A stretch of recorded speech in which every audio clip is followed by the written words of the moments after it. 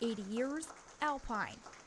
The 10th Mountain Division is celebrating 8 decades of serving the U.S. Army, starting in Camp Hale, Colorado, but it's always had ties to northern New York. Back in the late 30s and early 40s, the Army actually tested on Pine Camp here to say what kind of capabilities do we have to fight in the Arctic and the Alpine environment. And it turns out we had none.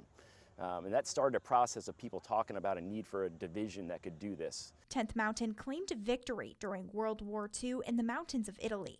It was deactivated at the end of the war, only to be reactivated in the 1980s, moving to Fort Drum, whose extreme winters were perfect for training. It fit. It was kind of the tradition of the 10th Mountain Division fighting the cold weather, and then northern New York with the snow and cold weather that we have up here. From desert to mountains, snowshoes to helicopters, the division still does it all.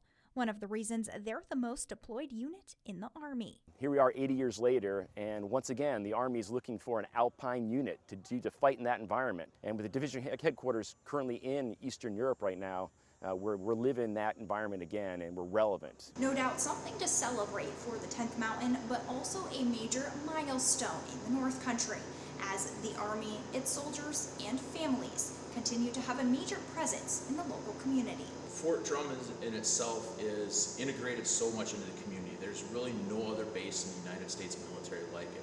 We're out in the community, the soldiers are living in the community, going to the schools there, using the hospitals in the area. Keeping strong leaders present so the history of the Alpine Division stays alive. There's no place I'd rather be than in the North Country and climbing mountains with the 10th Mountain Division. Reporting from Fort Drum, I'm Isabella Colello.